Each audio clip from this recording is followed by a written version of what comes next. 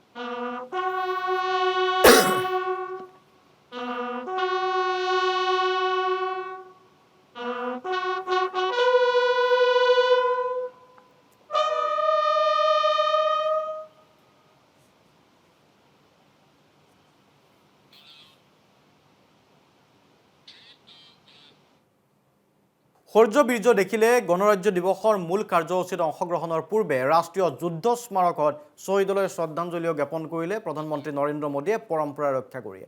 গণৰাজ্য দিৱসৰ বিশেষ দিনটোত যুদ্ধ স্মাৰকত শ্বহীদক স্মৰণ কৰিছে প্ৰধানমন্ত্ৰীয়ে। যেহেতু দেশৰ পৰম্পৰা এয়া, গতিকে গণৰাজ্য দিৱসৰ দিনাখন শ্বহীদক সন্মান জনোৱা হয়। দেশৰ প্ৰতিগৰাকী প্ৰধানমন্ত্ৰীয়ে সেই কাম কৰি আহিছে আৰু ব্যতিক্ৰম নহয়, বৰ্তমানৰ প্ৰধানমন্ত্ৰী নৰেন্দ্ৰ মোদীও আজি শ্বহীদ স্মাৰকত এই ধৰণে সন্মান জনোৱা হ'ল বীৰ জোৱানসকলক।